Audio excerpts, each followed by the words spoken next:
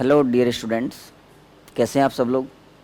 बच्चों, आज हम लोग एक नया चैप्टर स्टार्ट करने जा रहे हैं जिसका नाम है कोऑर्डिनेट ज्योमेट्री। कोऑर्डिनेट ज्योमेट्री जो है वो एक इतना इम्पोर्टेंट चैप्टर है कि उसको हो सकता है कुछ बच्चों ने 9th में भी थोड़ा इंट्रोडक्शन पढ़ा हो या शुरुआत में ही 10th में पढ़ रहे हों, लेकिन 11th में और 12th में तो आप लोग इसको बहुत ही डिटेल में पढ़ने वाले हैं। अगर मैं जेई के बारे में आपको बताऊं तो कोऑर्डिनेट ज्योमेट्री अकेली 25% में आती है, जेई मेन में भी और जेई एडवांस में भी। तो मतलब इतना इम्पोर्टेंट सेक्शन है ये। हाँ, ऑफ कोर्स ये 10th में जो है वो केवल एक इंट्रोडक्टरी लेवल पे है। तो मैं आपका ये चैप्टर जो है उस जगह पे छोड़ूंगा ले जाके जहाँ पर आपका क्लास 11th पूरी तरीके से टच हो सके। ठीक है, चलिए तो स्टार्ट करते हैं कोऑर्डिनेट सिस्टम से। सबसे पहले हम इंट्रोड्यूस कर रहे हैं कोऑर्डिनेट सिस्टम को। तो introduction of coordinate system, introduction of coordinate system.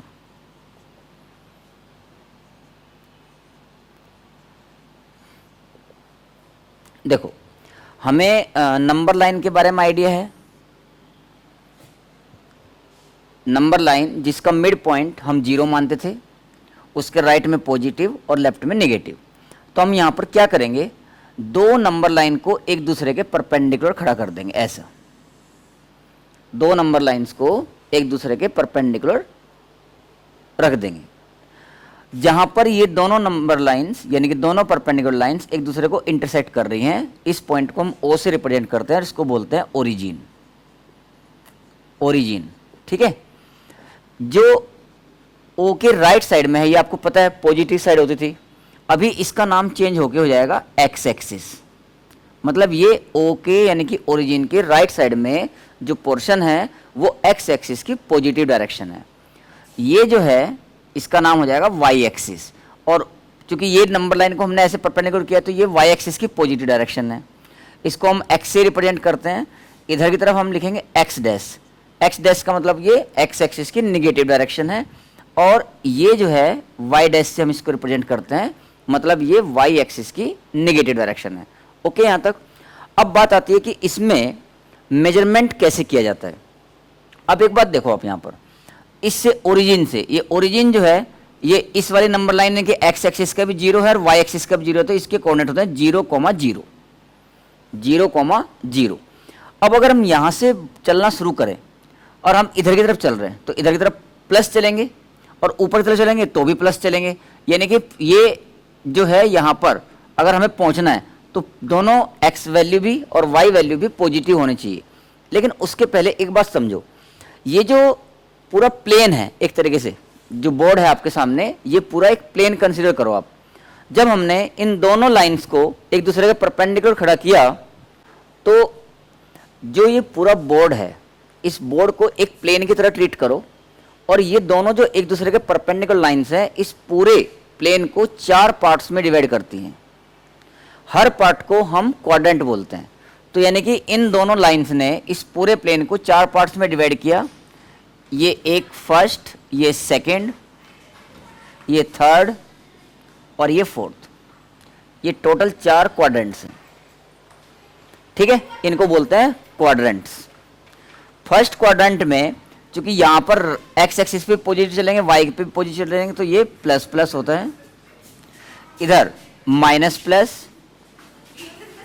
Minus minus और प्लस माइनस। अभी हम इसको डिस्कस करेंगे।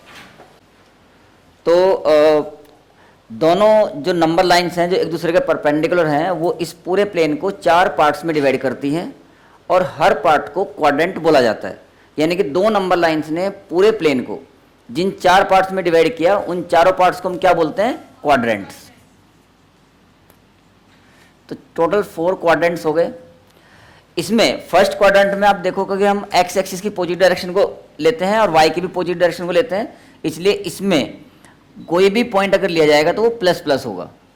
इसी तरीके से अगर हम पीछे की तरफ चलें तो ये एक्स एक्सिस की नेगेटिव डायरेक्शन में तो नेगेटिव चले हम, और ऊपर की तरफ चलेंगे तो पॉजिटिव, तो ये माइनस प्लस। इसी तरीके से थर्ड क्वाड्रेंट में माइनस माइनस, और फोर्थ क्वाड्रेंट में प्लस माइनस।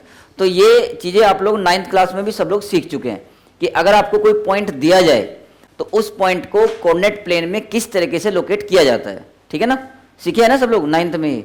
हाँ, तो अगर मान लो आपको एक पॉइंट दिया गया, ये सपोज करो अल्फा कोमा बीटा है, तो अल्फा को हम लोग क्या बोलते हैं, एब्सिसा, एब्सिसा। और वाई, ये जो वाई वैल्यू है ना, बीटा को क्या बोलते हैं, ऑर्डिनेट। और एब्सिसा और ऑर्डिनेट को मिला के जो पूरा बनता है उसको कोऑर्डिनेट बोला जाता है। यानी कि जब भी हमें पूरी 2 डायमेंशन ज्योमेट्री में, यानी कि कोऑर्डिनेट ज्योमेट्री में किसी भी पॉइंट को लोकेट करना होगा तो हम बोलेंगे कि भाई इस पर्टिकुलर पॉइंट के कोऑर्डिनेट्स ये हैं। ठीक है, जैसे अगर बोला कि भाई एक पॉइंट है P, इसके कोऑर्डिनेट्स -2,5 है, तो -2,5 को देख के आपको उस पॉइंट के लोकेशन आनी चाहिए। तो क्या समझेंगे इसका मतलब हम कि x एक्सिस पे तो -2 चले हम लोग और y पे +5, तो -2 मतलब ऐसे चलेंगे, इधर ही बना लेते हैं, ये -2 यानी कि -1 -2 और 5, 1 2 3 4 5, यही पहुंचा दिया। ठीक है, तो ये -2,5 हो गया। ठीक है, तो इस तरीके से ये चीज़ें हम आप मतलब ऑलरेडी 9th क्लास में पढ़ चुके हैं, लेकिन उसको एक बार रिकैप कर रहे हैं। 10th का जो सिलेबस है जनरली वो सेक्शन फॉर्मूला से स्टार्ट होता है। आप लोग डिस्टेंस फॉर्मूला भी पढ़ चुके होगे 9th में, नहीं पढ़ोगे तो अभी पढ़ेंगे हम दोबारा, ऐसे कोई दिक्कत नहीं है ना। तो कोऑर्डिनेट्स के बाद में नेक्स्ट जो आपका टॉपिक आता है वो है डिस्टेंस बिटवीन 2 पॉइंट्स। 2 पॉइंट्स के बीच का डिस्टेंस फाइंड करना। वो क्या रहता है बताओ, distance between 2 points, distance between 2 points, distance between 2 points. मान लो कि ये हमारा कोऑर्डिनेट प्लेन है, ये x एक्सिस और ये y एक्सिस हो गई। सपोज करो इसमें कोई भी 2 पॉइंट है, मान लो ये a है x1 y1 और ये b है जिसके कोऑर्डिनेट x2 y2 है, और हमें इन दोनों के बीच का डिस्टेंस फाइंड करना है।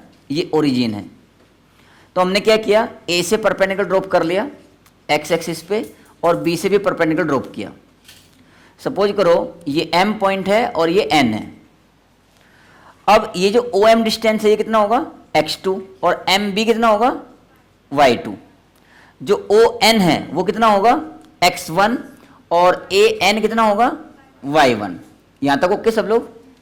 अच्छा, अगर मैं इस B से AN पर परपेंडिकुलर ड्रॉप करूं, मान लो ये मैंने परपेंडिकुलर डाला यहां पर, और सपोज करो ये पॉइंट हमारा R आ गया, तो आप मुझे बता सकते हो AR कितना होगा, AR कितना होगा, y1 माइनस y2। तो AR is y1 minus y2, और BR कितना होगा, x1 माइनस x2। और चूंकि आपने यहां से परपेंडिकुलर ड्रॉप किया था तो जो ARB ट्रायंगल है वो एक राइट एंगल ट्रायंगल है, तो इन ट्रायंगल ARB हम इसमें पाइथागोरस थ्योरम लगा सकते हैं। तो AB² क्या होगा, AB² equal to AR² plus BR²। RB लिखो BR लिखो, एक ही बात है ना। तो AB² is equal to, AR कितना था, y1 माइनस y2, पहले इसको लिख लेते कोई दिक्कत नहीं। तो y1 माइनस y2 का square plus x1 minus x2 का स्क्वायर, यानी कि कुल मिला के AB की जो वैल्यू है वो क्या आ गई, अंडर रूट, पहले x वाली वैल्यू लिख लेते हैं, x1 minus x2 whole square plus y1 minus y2 whole square. तो जब भी कभी हमें 2 पॉइंट्स के बीच का डिस्टेंस फाइंड करना रहा तो हम लोग ये फॉर्मूला अप्लाई करेंगे। ठीक है, अगर इनमें से एक पॉइंट ओरिजिन हो जाए, सपोज मान लो कि ऐसी स्थिति आ जाए कि ये पॉइंट O जो है ये तो ओरिजिन है, और कोई भी एक पॉइंट दिया P जिसके कोऑर्डिनेट सपोज करो अल्फा कोमा बीटा है। अब ओरिजिन से मुझे इसका डिस्टेंस फाइंड करना है, यानी कि OP फाइंड करना है, राइट। तो ओरिजिन जो पॉइंट है उसको आप सोचो मन मन में, ये x1 y1 है और ये हो गया x2 y2, या इसको x1 y1 मान लो, इसको x2 y2 मान लो, इससे कोई फर्क नहीं पड़ता, वैल्यू सेम ही आती है। तो OP कितना आएगा बताओ, OP equal to under root देखो x1 माइनस x2 यानी कि अल्फा माइनस 0 का square plus y1 minus y2 यानी कि बीटा माइनस 0 का स्क्वायर, तो कुल मिला के OP जो है वो आ गया under root alpha square plus beta square. और अगर आपने यहाँ पर 0 माइनस अल्फा का स्क्वायर या प्लस 0 माइनस बीटा का स्क्वायर भी किया होता तो भी यही आना था, क्योंकि माइनस अल्फा का स्क्वायर तो अल्फा स्क्वायर ही होता है। तो किसी भी पॉइंट का ओरिजिन से डिस्टेंस क्या हो गया, root alpha square plus beta square. ये अगर आप इसको वेक्टर की तरह ट्रीट करते हो तो ये अल्फा आई कैप बीटा जे कैप है, और किसी भी वेक्टर के मैग्नीट्यूड का मतलब भी क्या होता है, उस वेक्टर के द्वारा जो पॉइंट रिप्रेजेंट होता है उसका ओरिजिन से डिस्टेंस क्या है। ठीक है, तो ये वेक्टर का मैग्नीट्यूड भी है, और यही बात कॉम्प्लेक्स नंबर में भी होती है सेम। मतलब कोऑर्डिनेट ज्योमेट्री में जो कोऑर्डिनेट होता है, 2 डायमेंशन में जो वेक्टर्स होते हैं, और एक कॉम्प्लेक्स नंबर जो आप लोगों ने अभी तक नहीं पढ़ा होगा लेकिन पढ़ोगे, नाम तो सुन ही लो कम से कम आज। तो ये तीनों के तीनों के बीच में एक 1-1 मैपिंग होती है, मतलब तीनों सगे भाई बहन है समझो, हर एक के अंदर सारी सेम प्रॉपर्टी है। अगर आपको एक के बारे में भी अच्छे से पता है तो आपको सबके बारे में पता है, मतलब ठीक है, मतलब आपको वेक्टर अच्छे से आता है तो आपको कोऑर्डिनेट अच्छी आती है, आपको कॉम्प्लेक्स नंबर अच्छा आता है। या उल्टा समझ लो, अगर हमें कोऑर्डिनेट अच्छे से आती है तो हमें वेक्टर बहुत बढ़िया समझ में आएगा, कॉम्प्लेक्स नंबर भी समझ में आएगा। हालांकि कॉम्प्लेक्स नंबर आप लोग पूरा डिटेल में 12th में पढ़ोगे। ठीक है, अभी तो रियल नंबर से झेल रहे हैं, पहले रियल नंबर निपटेगा तब जाके कॉम्प्लेक्स नंबर की स्टार्टिंग होगी, तो पहले इसको बर्दाश्त करते हैं पूरा अच्छे से। तो ओके यहां तक सब लोग। अब बात आती है कि इनके ऊपर क्वेश्चन कैसे कैसे बनते हैं, तो बताओ भाई गौरव, क्वेश्चन क्या क्या बनेंगे। पहला क्वेश्चन तो इसमें यही बनता है कि भाई आपको 2 पॉइंट दे देगा और उनके बीच का डिस्टेंस पूछेगा। दूसरा क्वेश्चन इसमें बनेगा कि आपको 2 पॉइंट देगा लेकिन उन दोनों पॉइंट्स में किसी एक जगह कोई अननोन डाल देगा और उन दोनों पॉइंट्स के बीच का डिस्टेंस दे देगा, और बोलेगा भाई इस अननोन की वैल्यू बताओ, जबकि इन दोनों पॉइंट्स के बीच का डिस्टेंस मान लो से 10 है। ठीक है, लिखो पहला question, find the distance between the points, find the distance between the points 3, -5 and 5, -6. 3, -5 and 5, -6 इन दोनों पॉइंट्स के बीच का डिस्टेंस हमें फाइंड करना है। तो जो पहला पॉइंट है इसका नाम हमने रख लिया x1 y1, और जो दूसरा पॉइंट है इसका नाम हमने रख लिया x2 y2। डिस्टेंस फॉर्मूला क्या है, ए बी इक्वल टू, यानी कि distance between A and B, A B का मतलब ये हो गया, that is equal to under root x1 minus x2 whole square plus y1 minus y2 whole square. यही है ना फॉर्मूला, वैल्यूज रखो अच्छे बच्चों की तरह। हाँ देखो जो भी आएगा बहुत बढ़िया, गायत्री ने सबसे पहले आंसर दे दिया भाई आज तो, काबिल तारीफ है। x1 माइनस x2 यानी कि 3 - 5 का whole square plus y1 minus y2, तो -5 और ये +6 हो जाएगा का स्क्वायर, तो अंडर रूट, देखो 3 - 5 -2 बचा, तो -2 का स्क्वायर कितना हुआ 4, प्लस -5 + 6 है तो 1 बच रहा है, और 1 का स्क्वायर हुआ 1, तो फाइनल आंसर क्या आ गया √5। ठीक है, सब लोग ओके एकदम। अब इसका अगर दूसरा क्वेश्चन करें हम, इसका सेकंड पार्ट, मतलब ऐसा समझो कि ये एग्जांपल 2 है। If a is 3, 5 and b is α, 7, b जो है वो α, 7 है, तो find the value of alpha if distance between a and b is 10 units. a और b के बीच का जो डिस्टेंस है वो 10 यूनिट्स है, तो अल्फा की वैल्यू बताओ। मतलब समझे, कुछ नया नहीं हो रहा है, केवल आपको किसी एक जगह पर अननोन डाल दिया तो ये दे दिया वैल्यू, तो अभी भी काम तो वही है, जो a है ये x1 y1 हुआ, ये x2 y2 है, ठीक है, और ये डिस्टेंस हो गया, फॉर्मूला तो वही लगेगा सेम। तो A B equal to, formula क्या है, अंडर रूट, फॉर्मूला हमेशा लिखेंगे पहले, under root x1 minus x2 whole square plus y1 minus y2 whole square, ठीक है। ए बी की जो वैल्यू है वो 10 है, equal to under root x1 minus x2 करेंगे तो कितना आएगा, 3 minus alpha whole square plus y1 minus y2 यानी कि 5 माइनस 7 का होल स्क्वायर। अभी अंडर रूट तो हमें हटाना ही है, तो अंडर रूट हटाना है तो दोनों साइड का क्या करो, स्क्वायर कर दो। जब हम दोनों साइड का स्क्वायर करेंगे तो ये तो हो गया 100 और इधर का स्क्वायर रूट हट जाएगा, तो 3 माइनस अल्फा का स्क्वायर और ये 5 माइनस 7 मतलब -2 बचा, -2 का स्क्वायर कितना हो गया, 4। तो ये 4 इधर जाके सब्ट्रैक्ट हो जाएगा, तो 3 माइनस अल्फा का whole square is equal to 96। 16 into 6 96 ही होता ना। तो इसका मतलब 3 माइनस अल्फा की जो वैल्यू है बच्चों वो क्या आ जाएगी, प्लस माइनस 4 रूट 6, 96 का स्क्वायर रूट, सही है ना। तो एक बार प्लस ले लेंगे एक बार माइनस ले लेंगे, तो अल्फा की वैल्यू क्या क्या आ रही है,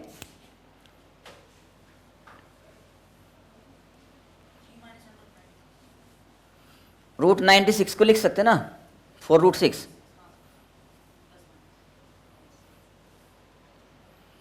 तो ये प्लस माइनस जो आ रहा है वो अल्फा की वजह से आ रहा है, क्योंकि अल्फा के बारे में पता नहीं है हमें। रूट 96 तो प्लस का ही होगा, ये 4 रूट 6, ठीक है। तो अल्फा इक्वल टू, देखो एक बार 3 माइनस अल्फा को 4 रूट 6 लिखेंगे एंड, या और एक बार 3 माइनस अल्फा को -4 रूट 6 लिखेंगे, या तो ये होगा या तो ये होगा। अल्फा को इधर ले जाएंगे और 4 रूट 6 को इधर, तो यहां से तो अल्फा की वैल्यू क्या आएगी, 3 माइनस 4 रूट 6, और अगर यहां से देखें तो अल्फा इधर चला जाएगा, ये इधर जाके ऐड हो जाएगा, तो यहां से क्या जाएगा 3 प्लस 4 रूट 6। तो दीज आर द आंसर्स। अगर मान लो यहां पर किसी कारणवश आप लोग स्क्वायर रूट नहीं लेते हो, तो भी जब आप इसका होल स्क्वायर करोगे तो आपके पास अल्फा में क्वाड्रेटिक इक्वेशन बनेगी। उसमें अगर सीधे सीधे फैक्टर हो गए बहुत बढ़िया, नहीं हुए तो क्वाड्रेटिक फॉर्मूला लगा के भी आप आंसर निकाल सकते हो, ठीक है। देखो करके बताऊं, मान लो कि हमने ये यहां पर मन में विचार आया ही नहीं कि हमें इसका स्क्वायर रूट लिख लेना चाहिए, और सपोज करो ये इक्वेशन आपकी स्टार है, राइट। तो मैंने इसका होल स्क्वायर किया, 9 minus 6 alpha plus alpha square, ऐसा ही हुआ, इक्वल टू 96, बराबर। तो 96 को भी इधर ले आओ, तो क्या बन रहा है, अल्फा स्क्वायर माइनस 6 अल्फा और माइनस कितना बच गया, 87 इक्वल टू 0। सब ओके यहां तक। अब देखो 87 के ऐसे फैक्टर करना जिनका डिफरेंस 6 हो, 87 की तो टेबल ही नहीं आती, या किसी के टेबल में 87 नहीं आता, तो ऐसे तो सोचना संभव नहीं है। तो इसी के लिए क्वाड्रेटिक फॉर्मूला बना है, ठीक है ना। तो अगर आप इसको कंपेयर करो तो a x square plus b x plus c equal 0 के फॉर्म में लिखा है ये। यहाँ पर ए की वैल्यू 1 है, बी जो है वो -6 है, और सी की वैल्यू -87। तो फॉर्मूला क्या होता है, alpha equal to minus b की वैल्यू -6 है, minus b plus minus under root B square यानी कि -6 का स्क्वायर माइनस 4ac, सी कितना है -87 बाई 2a, ऐसे ही है ना 2a। सब लोग ओके यहां तक। तो ये हो गया भाई 6 प्लस माइनस अंडर रूट, ये वैल्यू आ गई 36 और प्लस 4 इंटू 87 बाई 2। अब देखो एक तरीका तो ये है कि हम जो है इसमें 4 की मल्टीप्लाई करें पहले और फिर इसको ऐड करें और फिर उसके बारे में गहराई से सोचें कि इसका स्क्वायर रूट क्या होगा, जो टफ हो सकता है। बेटर क्या रहेगा, ये 4 है, इसके पास भी 4 अवेलेबल है, तो इससे ले लो कॉमन। जब 4 कॉमन लेंगे तो बाहर निकलेगा 2, और बाहर 2 निकला तो यहां हो गया 9 और ये हो गया 87, 9 और 7 16 यानी कि 96 हो गया।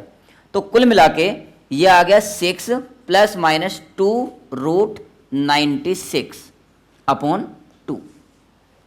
बात समझ में आएगी नहीं आई या दोबारा बताऊं? भाई देखो सिंपल है एकदम। इस 36 को आपने 4 इंटू 9 लिखा, और जब आप 4 कॉमन लोगे तो 4 कॉमन लेने के बाद अनरूट के बाहर तो 2 निकलेगा।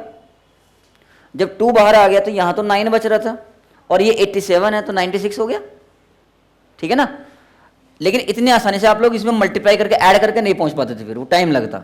अब देखो, अब पूरे न्यूमरेटर में 2 कॉमन आ रहा है, तो यानी कि 3 प्लस माइनस रूट 96, मतलब एक तरह से समझो इंडिविजुअल के बाई कर दिया हमने, ऐसा भी समझ सकते हो। यही आंसर है।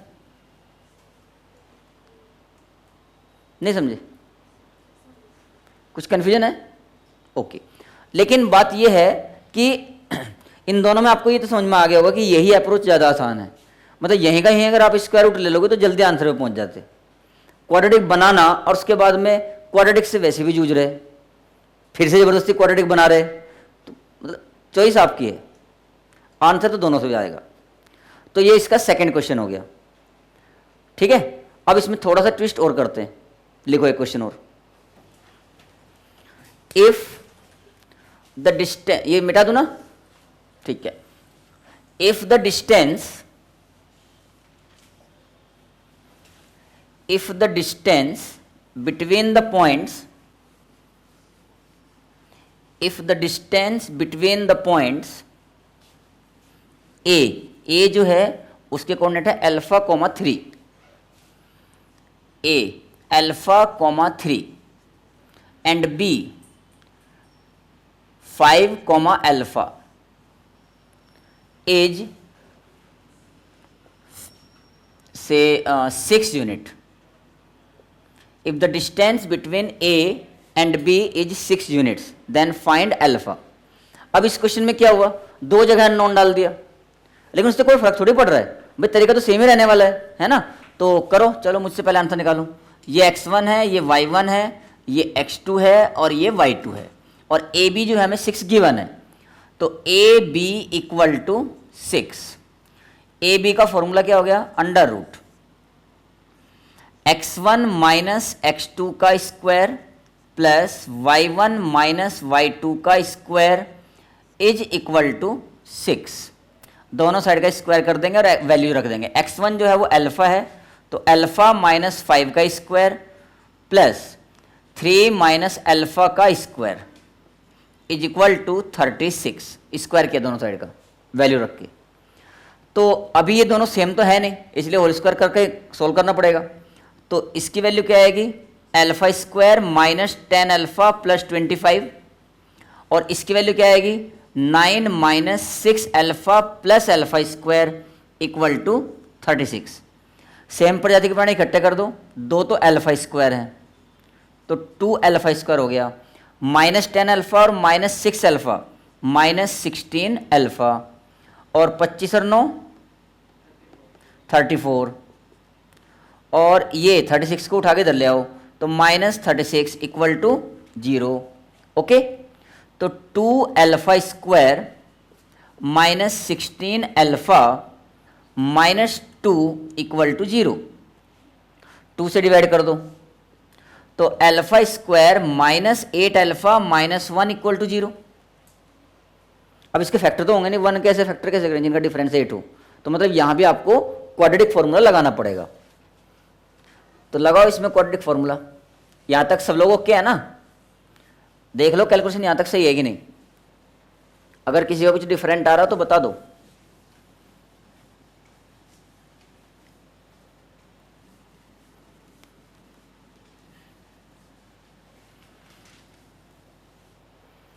सबका यही आ रहा है ना, alpha square minus 8 alpha minus 1 equal to 0।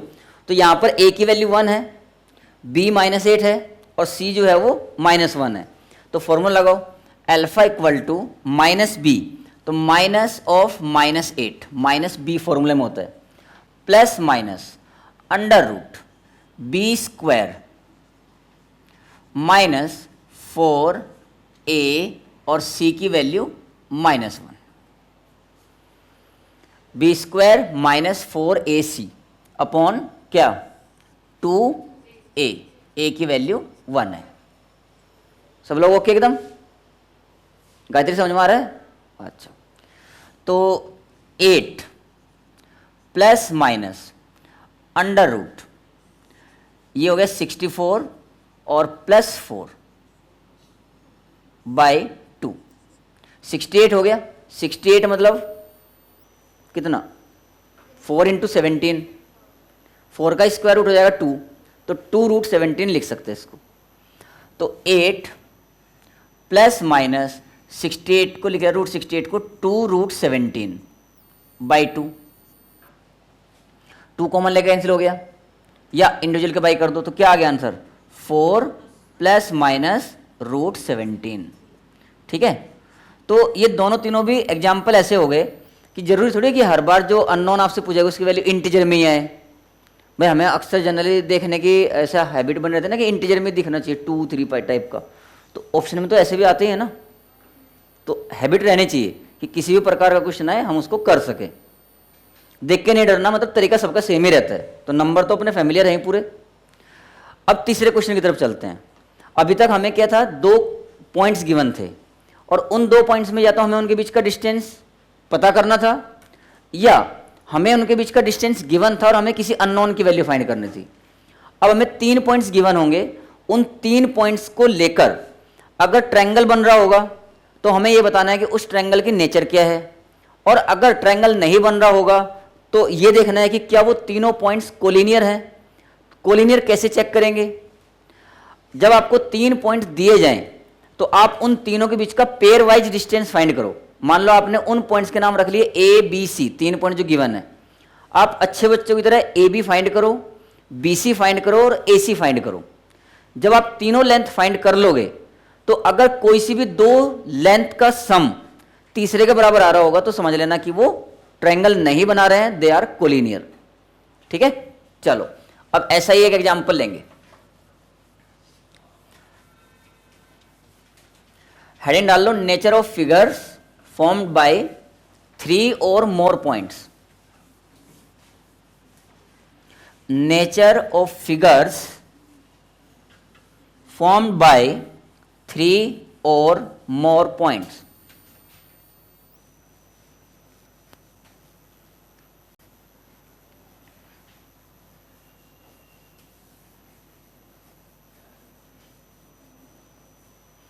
Nature of figures formed by 3 or more points.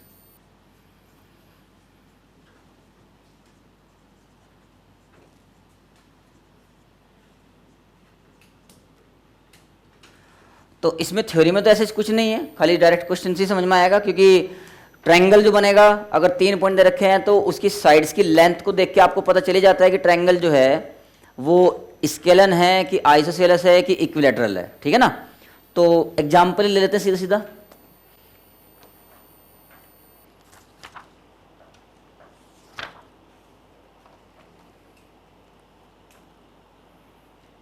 कौन सा चैप्टर है भाई? Coordinate geometry. मिला। लिखो एग्जाम्पल 4 आ गया ना। ये 3 क्वेश्चन कर चुके ना हम लोग। हाँ, okay. Prove that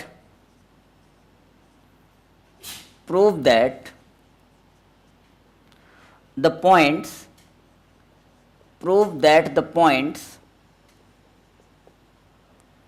1, -1,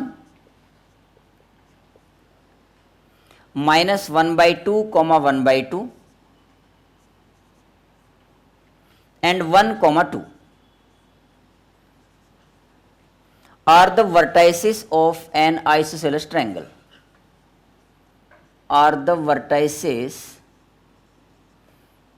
of an isosceles triangle.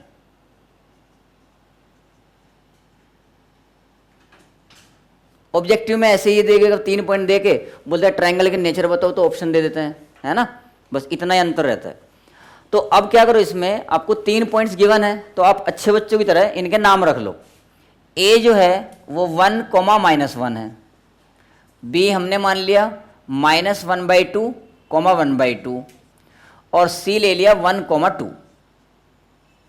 अब हमें प्रूफ ये करना है कि ये एक आइसोसेलेस ट्रायंगल है। इसका मतलब जब हम इसकी साइड्स की लेंथ निकालेंगे तो एक बात तो ये देखनी कि दो साइड्स की लेंथ बराबर आनी चाहिए। दूसरी बात ये भी चेक करना पड़ेगा कि दो का सम तीसरे का बराबर ना आ रहा हो, ठीक है ना, नहीं तो फिर गड़बड़ हो जाएगा। केवल दो साइड्स की लेंथ बराबर आते ही सारे ये प्रूफ नहीं होगा कि आइसोसेलेस बन गया। उन दो का सम तीसरे का बराबर भी नहीं आना चाहिए, नहीं तो उस केस में तो क्या होंगे, कोलिनियर हो जाएंगे पॉइंट्स, ट्रायंगल बनेगा ही नहीं। हाँ, बड़ा आना चाहिए। दो साइड्स का सम ट्रायंगल में हमेशा तीसरे से बड़ा होता है ना। देखो अभी तो ए बी फाइंड करते हैं पहले। A B distance between A and B, तो सीधा सीधा फॉर्मूला लगा दो डायरेक्ट। देखो ऐसा मान लो मन मन में, या सच में मान लो कि ये x1 y1 है, ये x2 y2 है, तो अंडर रूट फॉर्मूला क्या होता है, x1 माइनस x2 का स्क्वायर, तो 1 और माइनस पहले यार ये -1/2 है, तो 1 + 1/2 का स्क्वायर, ये हो गया x1 माइनस x2 का स्क्वायर, प्लस y1 क्या है -1, इसमें से 1/2 सब्ट्रैक्ट करेंगे तो -1/2 का स्क्वायर। सही है।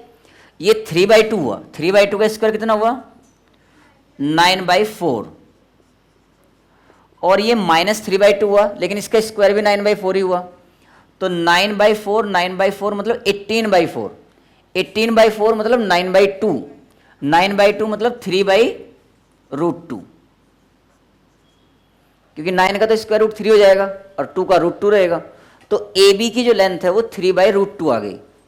अब आप बी सी बताओ क्या आएगा, B C equal to under root, अब इसको x1 y1 इसको x2 y2 मानेंगे, प्रोसेस सेम है, तो -1/2 -1 का स्क्वायर प्लस 1/2 -2 का square equal to under root. देखो -1/2 -1 अगेन -3/2 बना, -3/2 का स्क्वायर हुआ 9/4, और ये -3/2 ही बना, ये भी उसका स्क्वायर भी 9/4, तो सेम ही आ गया। अगेन 18/4 मतलब 9/2 मतलब 3/√2। तो कई बार क्या होता है कि जब ऑप्शन में क्वेश्चन रहता है ना ऑब्जेक्टिव में, तो उसमें जैसे 3 पॉइंट दिए और आपसे पूछा गया कि भाई जो फिगर बन रहा है उसकी नेचर क्या है, तो उसमें आइसोसेलेस ट्रायंगल भी रहता है और कोलिनियर भी रहता है ऑप्शन में। अब अगर मान लो बच्चों ने स्टार्टिंग में ए बी और बी सी निकाला, तो इसको देखते सार आधे से ज़्यादा जनता आइसोसेलेस पे ट्रायंगल पे चिपका देगी कि ये आंसर सही है, ठीक है। जबकि अभी तक आप लोग कैसे डिसाइड कर सकते हो, केवल दो चीज़ें देख के कि हाँ ये ट्रायंगल बनेगा भी कि नहीं। अभी आपको ए सी फाइंड करना ही पड़ेगा, उसके बाद ही डिसाइड होगा कि वो एक्चुअली ट्रायंगल बन रहा है कि पॉइंट्स कोलिनियर है, ठीक है। तो ए सी बताओ कितना आ रहा है, देखो ए सी अंडर रूट 1 - 1 का स्क्वायर प्लस -1 - 2 का स्क्वायर, ये तो 0 हो गया, ये 3 आ गया, ठीक है, ये 3 आ गया। अब आप एक बात देखो यहां पर कि A B equal to B C है, एक बात जो होना ही चाहिए था आइसोसेलेस होने के लिए। दूसरी बात, दो साइड का सम ट्रायंगल में हमेशा तीसरे से बड़ा होता है, तो अगर मैं यहां पर A B plus B C करता हूं, A B plus B C, तो चूंकि दोनों की वैल्यू सेम थी, तो 3/√2 प्लस 3/√2 मतलब 6/√2 हो गया, तो ये आया 6/√2। अब इसमें अगर मैं √2 से ऊपर नीचे मल्टीप्लाई कर लूं, तो ये कुल मिला के 2 बन गया, 2 से 3 टाइम्स कैंसिल हो जाएगा, तो 3√2 आया कि नहीं। यानी कि इन दो साइड्स का सम 3√2 है, जो कि ऑफकोर्स 3 से बड़ा है, तो BC तो 3 था ना, तो मतलब ये दोनों गुण मिल गए हैं, मतलब ये ट्रायंगल बन रहा है, ट्रायंगल बन रहा है और आइसोसेलेस है। ओके, तो पूरी बात चेक करनी है, नोट इट।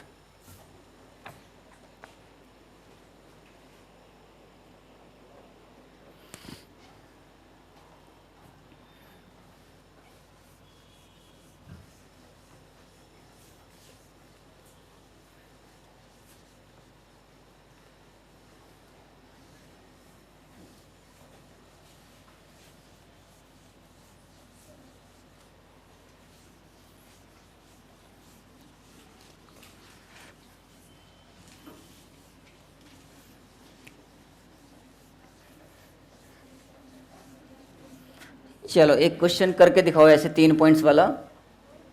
पॉइंट्स लिखो, -3, 2, -3, 2, 1, -2 एंड 9, -10। पॉइंट्स फिर से लिखो। 3 पॉइंट्स हैं। ए है -3, 2, बी है 1, -2 and the C point is 9, -10। तो ये जो 3 पॉइंट्स हैं, ये 3 पॉइंट्स जिस फिगर को फॉर्म कर रहे हैं उसकी नेचर बतानी है आपको, यही सवाल है। ठीक है, तो प्रोसेस तो सेम ही है। ए बी निकालो पहले। ए बी कितना आएगा? ए बी फॉर्मूला लगाओ, -3 -1 का स्क्वायर +2 +2 का स्क्वायर। अगर किसी बच्चे को इसको डायरेक्ट लिखने में दिक्कत जा रही है तो पहले वो हमेशा फॉर्मूला लिखेगा, उसके बाद वैल्यूज पुट करेगा। -3 -1 4 हुआ, 4 का स्क्वायर हुआ 16 और ये भी 16, तो टोटल हो गया 32, यानी कि 16 + 16 स्क्वायर रूट ऑफ 32, या ऐसा भी आप इसको लिख सकते हो 16 × 2, और 16 का जो स्क्वायर रूट है वो 4 हो गया, तो 4√2। ये ए बी की वैल्यू आई। कुछ कन्फ्यूजन? बी सी निकालो। बी सी √1 - 9 का स्क्वायर +-2 + 10 हो जाएगा का स्क्वायर। अब 1 - 9 हो गया -8, -8 का स्क्वायर कितना हुआ? 64, और ये -2 + 10 ये भी 8 हुआ, 8 का स्क्वायर अगेन 64, तो 64 और 64 मतलब 64 × 2, तो 64 का जो स्क्वायर रूट है वो कितना होता है? 8, तो ये आया 8√2। ठीक है, और ए सी या सी ए उससे कोई फर्क नहीं पड़ता, कुछ भी निकालो, बस ए और सी होने चाहिए एंड पॉइंट्स। तो -3 - 9 का स्क्वायर +2 + 10 का स्क्वायर।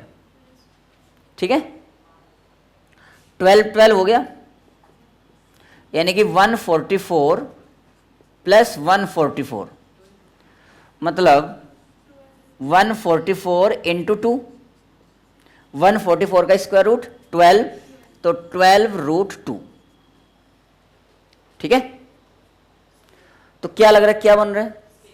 स्केलन बन रहा है कि नहीं? और गलत आंसर है ये, क्योंकि दो साइड्स का सम पहले 2 का तीसरे के बराबर आ रहा है। The points are collinear. Triangle ही नहीं बन रहा है, बस खाली लेंथ देखा। अभी मैंने पहले एग्जांपल में बताया था, मैं भाई ऐसी गड़बड़ करते ही हैं, और तुरंत ही हुई ना। देखो, आपने केवल ट्रायंगल की साइड्स को देखा कि हाँ अलग अलग आ रहे हैं, मतलब स्केलन ट्रायंगल बन रहा है। ट्रायंगल ही नहीं बन रहा। देखो, ए बी + बी सी = ए सी आ रहा है कि नहीं आ रहा है? It means A B C are collinear. A B C are collinear मतलब इनकी स्थिति कुछ इस प्रकार से है कि यहां ए है, फिर ये बी है और ये सी है। ए और बी के बीच का डिस्टेंस 4√2 है, बी और सी के बीच का डिस्टेंस 8√2 है, और ए और सी के बीच का 12√2 है। तो इसका मतलब तीनों लाइन पे लाई कर रहे हैं ना ये, तो ट्रायंगल बनाएंगे कैसे? ठीक है, और स्केलन तो ऑप्शन में रहता ही है, जब ऐसा वैल्यू जाएंगी तो, और फिर नंबर जोड़ के आएंगे, बाद में कटे मिलते उसमें। Okay, next question. अच्छा, मैंने आपको लास्ट क्लास में ये बताया था कि भाई एक्स एक्सिस पे कोई भी पॉइंट लेते हैं तो उसका वाई कोऑर्डिनेट 0 होता है, और अगर वाई एक्सिस पे लेना है तो उसका एक्स कोऑर्डिनेट 0 होता है। ठीक है ना, यानी कि एक्स एक्सिस पे किसी भी पॉइंट के लिए उसका ऑर्डिनेट 0 होता है, और वाई एक्सिस के किसी पॉइंट के लिए एब्सिसा 0 होता है। ठीक है, चलिए एक क्वेश्चन करिए। Find A point on x axis, find point on x axis. Example 6 है ना ये, जो भी है लिखो। Find a point on x axis, find a point on x axis which is equidistant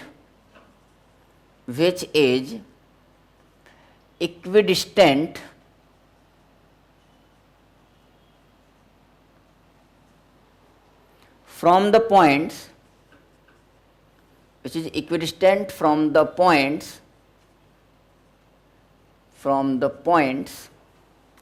5, 4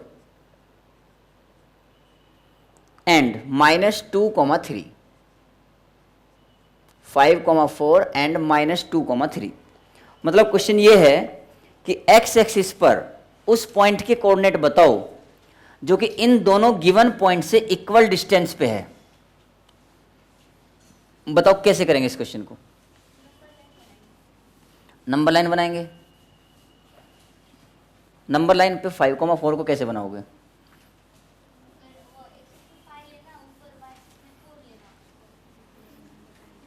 तो उसको नंबर लाइन थोड़ी बोलते हैं। ओके, फिर उससे क्या होगा?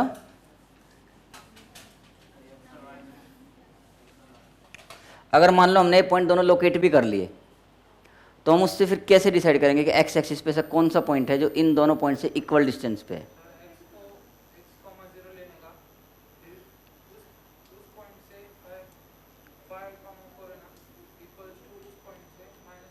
बिल्कुल सही, गुड, एकदम सही है। देखो हम ऐसा मान के चलेंगे, let P alpha comma 0 be the required point. Required point क्यों बोल रहे हैं हम इसको? क्योंकि इसमें ऑर्डिनेट 0 है, ये एक्स एक्सिस का पॉइंट है जो पूछा गया था। बी द रिक्वायर्ड पॉइंट, और जो पॉइंट्स हमें गिवन है उनके नाम रख लिए। आल्सो लेट जो पहला पॉइंट है वो ए है 5, 4 और जो दूसरा पॉइंट है बी वो है -2, 3। ठीक है। According to the question P A equal to P B, ऐसा गिवन है ना। क्वेश्चन ये था कि एक्स एक्सिस पर वो पॉइंट बताओ जो दिए गए दोनों पॉइंट से इक्वल डिस्टेंस पे है। तो हमने वो पॉइंट अल्फा, 0 मान लिया और क्वेश्चन में यही बोला गया है कि इस पॉइंट का ए पॉइंट और बी पॉइंट से डिस्टेंस बराबर है। इसका मतलब P A equal to P B है। पी ए, अब पी और ए में आप डिस्टेंस फॉर्मूला लगाएंगे तो क्या बनेगा? √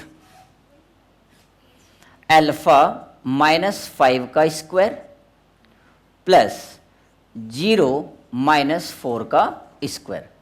जब आप पी ए में लगाएंगे तो ये x1 y1 है पी वाला, और जो ए है वो x2 y2। फॉर्मूला लगाया √ x1 - x2 का स्क्वायर प्लस y1 - y2 का स्क्वायर।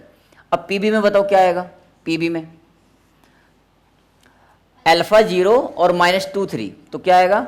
अल्फा +2 का स्क्वायर, क्योंकि x1 - x2 करेंगे वो वहां पहले से माइनस है, प्लस 0 - 3 का स्क्वायर। सब ओके यहां तक? अच्छा, √ तो हटाना पड़ेगा तो दोनों साइड का स्क्वायर कर दो। जब हम स्क्वायर करेंगे तो यहां पर अल्फा -5 का होल स्क्वायर रह गया, खोल दो इसको भी साथ के साथ ही। तो अल्फा स्क्वायर -10 अल्फा प्लस 25, और ये कितना हो जाएगा? 16। √ थोड़ा हट गया, स्क्वायर कर लिया दोनों साइड। इसको भी खोलो, alpha square plus 4 alpha plus 4, और ये हो गया +9। तो आप एक बात देखो, इस अल्फा स्क्वायर से अल्फा स्क्वायर का कल्याण हो गया। जो सेम प्रजाति के प्राणी हैं उनको एक तरफ इकट्ठा कर लो, तो ये -10 अल्फा है और ये 4 अल्फा है, ये उधर जाके ऐड होगा तो कितना हो गया? 14 अल्फा, राइट? 14 अल्फा हो गया। और ये कितना हो गया टोटल इधर? 41 और माइनस कितना? 13, तो कितना बचा? 14 अल्फा इक्वल टू कितना बचा? बोलो। 28 बच रहा है ना। तो अल्फा इक्वल टू 2। जैसे अल्फा की वैल्यू 2 आई, इसका मतलब क्या हुआ? जो रिक्वायर्ड पॉइंट है वो 2, 0 है, मतलब अल्फा की वैल्यू फाइंड करनी थी। अब इस क्वेश्चन में एक माइनर सा चेंज करो, इसको नोट करके। यहाँ पर find a point on x axis पूछा है ना, अभी आपको वाई एक्सिस पे पॉइंट बताना है। ट्राई करो। नहीं बदल सकता, क्योंकि इस बार जो है ना 0 कोमा बीटा लोगे या 0 कोमा अल्फा, तो अल्फा की पोजीशन चेंज होगी ना, तो फिर आंसर सेम कैसे आएगा? यही तो सीखना है भाई। अल्फा जो है पहले यहां पर किन के साथ था और अभी जाएगा इन के साथ में, तो खाली माइनस का अंतर कैसे आ जाएगा? समझे कि नहीं समझे? तो एकदम नए सिरे से करो। ये एग्जाम्पल 7 हो जाएगा। फटाफट नोट करो इसको और इस क्वेश्चन को ट्राई करो। Find a point on Y X. सब बदल गया ना। देखो पहले क्या था, अल्फा में से 5 सब्ट्रैक्ट हो रहा था, अब अल्फा आएगा यहां पर, तो अल्फा में से इस बार 4 सब्ट्रैक्ट होगा और 3 सब्ट्रैक्ट होगा, तो अंतर आएगा ना।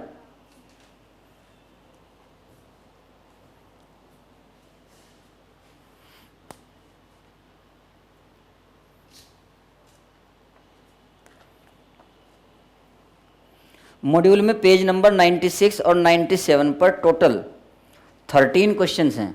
8 सोल्ड एग्जाम्पल है और 5 अनसोल्ड। ये 13 क्वेश्चंस आप लोगों का होमवर्क है कल तक का। 13 page number 96 97 total 8 sold examples हैं और 5 अनसोल्ड हैं। ठीक है, ये सारे क्वेश्चन करके आने हैं आपको कल की क्लास तक। जो अगर कुछ डाउट रहेंगे तो वो कल डिस्कस कर लेंगे हम। तो ये क्वेश्चन कर रहे हो कि मैं बताऊं? करो। इसको तो मिटा दूं ना। चलो देखते हैं कितना अंतर आएगा और कितने लोगों का आंसर सही आएगा, वो भी देखना है। कैलकुलेशन कितने लोगों की सही होती है।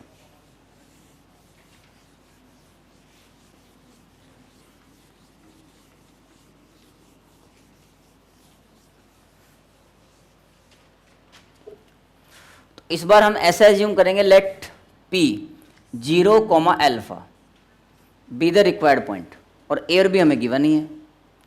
तो PA इक्वल टू PB ये हमें गिवन है। 0,4 और 14 अलग अलग आ रहा है आंसर यार। 2 आंसर अलग अलग हो गए अभी तक। सबको सेम आना चाहिए ना आंसर, तो अलग अलग आंसर कैसे आएंगे? देखते हैं 4 और 14 के अलावा भी आता है किसी का। लाओ भाई कोशिश करो, कुछ तो डिफरेंट होना चाहिए ना।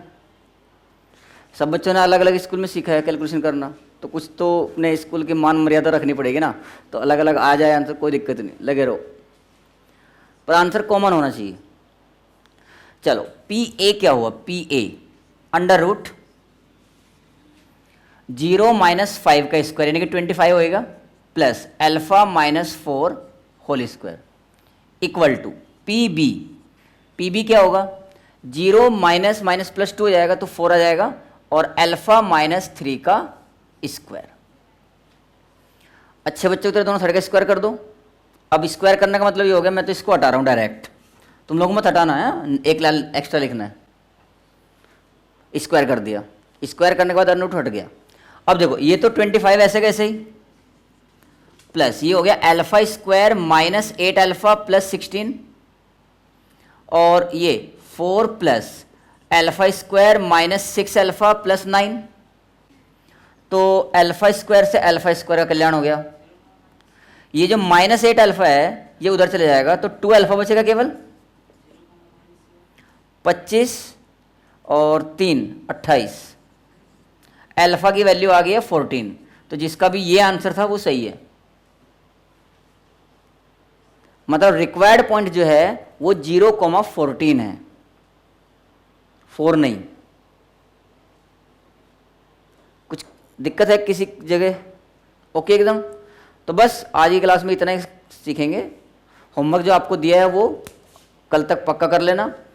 कल क्लास में आपका होमवर्क डिस्कस करने के बाद हम लोग नेक्स्ट टॉपिक यानी कि सेक्शन फॉर्मूला स्टार्ट करेंगे। ठीक है, बस ऐसे ही खुश रहो, सीखते रहो, आगे बढ़ते रहो। Be happy and keep learning. Thank you.